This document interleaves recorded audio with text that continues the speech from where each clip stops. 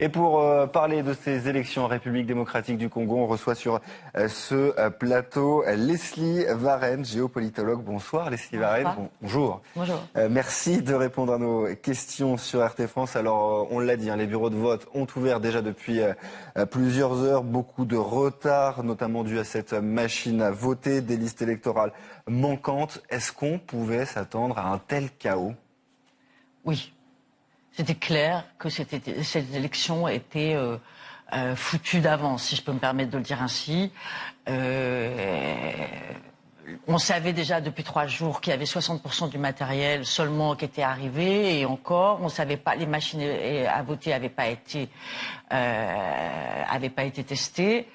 Là, mais quand même, l'ampleur de ce qui se passe aujourd'hui dépasse l'entendement, et je pense qu'on se moque des Congolais là. Vraiment, on est en train de se moquer des Congolais. Parce que j'ai essayé depuis ce matin, 6 heures, je suis sur mes écrans, sur mon portable, etc., pour regarder un peu ce qui se passe. J'essaye de faire la recension de tout ce qui se passe dans le pays. C'est impossible à faire tellement il y a d'incidents, voire d'accidents. Soit pas de machines à voter, soit des machines à voter qui sont à 20% de batterie dès 8 heures du matin, soit des électeurs qui sont pas sur des listes, soit des gens à qui on propose de voter seulement Chadari, des gens qui retrouvent leur nom dans des poubelles, comme ça s'est passé au Nord Kivu. Enfin, tout ça est proprement inacceptable. Et je pense que cette élection n'aurait pas dû avoir lieu. Je suis pas loin de penser que les opposants n'auraient pas dû accepter d'aller à cette élection qui était d'entrée, d'avance, ni crédible, ni transparente. Et là, je ne sais pas où on va, mais je ne sais pas même comment va se passer la fin de la journée. On imagine que toutes ces défaillances vont peut-être pouvoir créer de la colère chez les Congolais. Comment vous imaginez le reste de la journée ? Écoutez, c'est vraiment, je veux dire que on peut pas regarder ça tout à fait calmement quand même. C'est très triste. C'est la première fois depuis leur indépendance que les Congolais auraient pu choisir leur président. Il y a eu 2 élections, 2006, 2011. C'était pas des élections crédibles, c'était aussi des élections trichées. Les Congolais n'ont jamais choisi leur président. Cette fois, c'était possible. Peut-être, enfin, on aurait pu.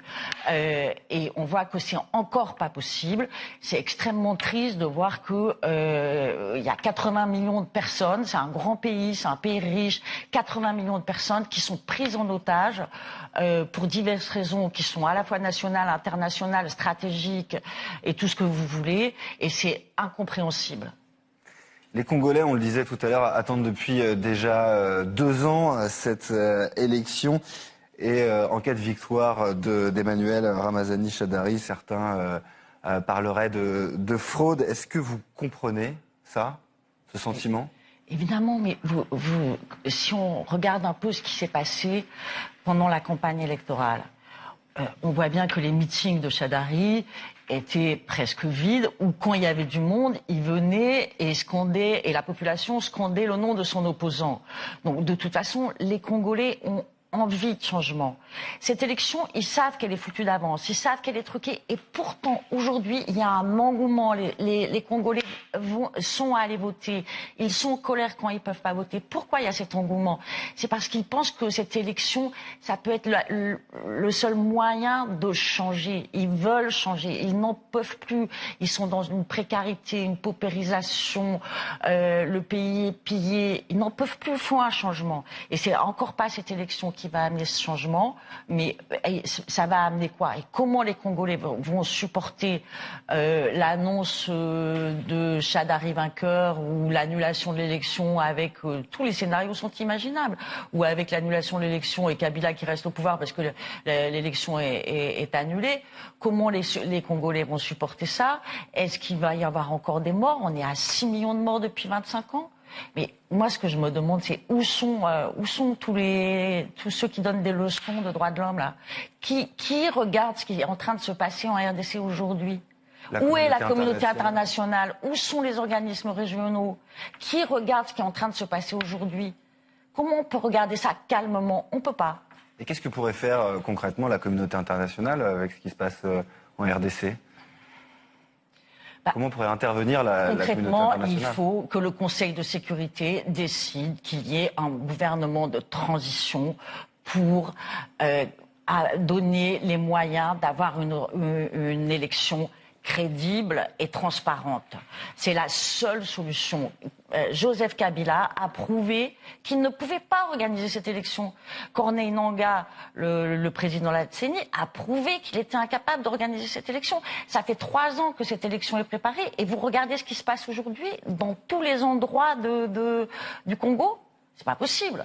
Donc là, Joseph Kabila ne peut plus continuer comme ça. Les élections ne peuvent pas avoir lieu de cette manière-là. Je rappelle aussi, parce que ça, il faut pas oublier, que la semaine dernière, la CENI a privé de vote 3 villes, Béni, Boutombo et Yumbi.